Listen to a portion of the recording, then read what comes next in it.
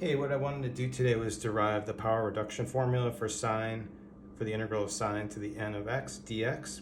So what we want to do is find a way if n is, say, a large number, and we're talking about n being an integer, we can reduce the power and get it in terms of a lower power. It's only going to reduce it by 2 at a time, so if we have like sine to the 8th, we're going to get something in terms of sine to the 6th x dx, and we would just have to use it repeatedly. So let's get started with this. To begin with, what I want to do is name my original integral, our goal, as I to the n, just so we can keep track of it. And then I'll rewrite this. We'll write this as sine n minus 2x times sine squared x, just noting that when you multiply this together, you get back the sine to the nx. But then let's use our trig identity and write our sine squared x as 1 minus cosine squared x. And then what I can do is, let's rewrite this and distribute this in here and break it into two integrals. Okay, so now having this broken up, I notice this here looks a lot like our original. This is actually going to be our I sub n minus 2. This is kind of the point of it, that we've created an expression now where we've reduced the power. So from here now I want to just focus on how we can solve this integral. And if this was cosine x, it'd be really easy because we would just do a u substitution. But we can still handle this using integration by parts. For the integration by parts step, what I wanted to do is use the DI method, or tabular integration.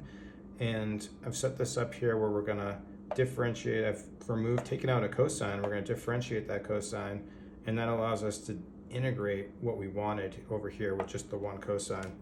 So first, let's differentiate cosine. That's going to be minus sine of x. And then this integral, we can kind of do like a little quick u substitution in our head.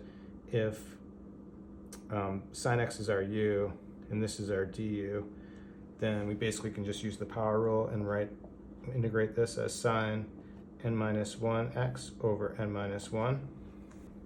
And then let's go back and rewrite our integral. So our I value, I sub n, is going to be equal to I sub n minus 2. Then we have this diagonal here, but we don't want to forget the minus sign, so we're going to have minus cos x sine n minus 1x over n minus 1. Then this piece is going to be another integral, okay, but minus times minus is a plus, but we still have another minus, so we're doing minus the integral of, we have our n minus 1, then multiplying sine to the 1x times sine to the n minus 1x is just going to be sine to the nx dx. But now we can notice just the similarity here with our original integral. We really have the same integral with just a constant on it.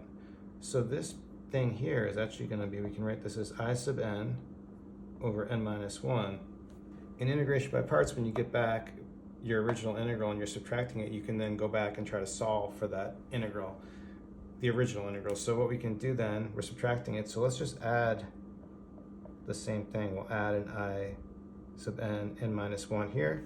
We just need to add it over here as well. And by doing that, let's just focus on this piece here.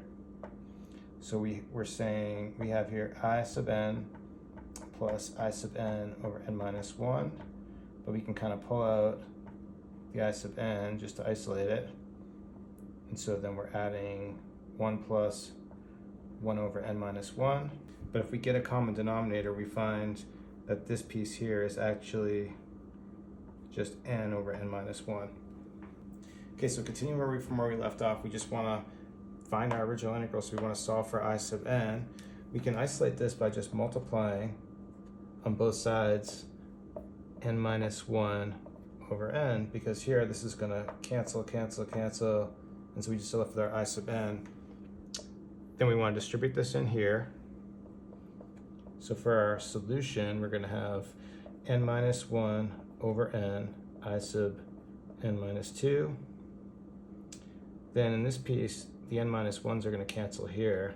We're going to have cosine x sine n minus 1 x all over n. And that's it. So you notice in our formula, if we have some large n, we can plug it in here. We'll have this trig expression here over whatever n is. and then we'll have another integral. This piece here is going to be another integral. So if sine again was like, if this was sine to the 10th x, then we're going to have an integral of say sine to the 8th x. I think what I'll do is save it for future videos where we go over some uses for this. But for now, I'll stop it. Thank you for watching. Please like and subscribe. Have a good day.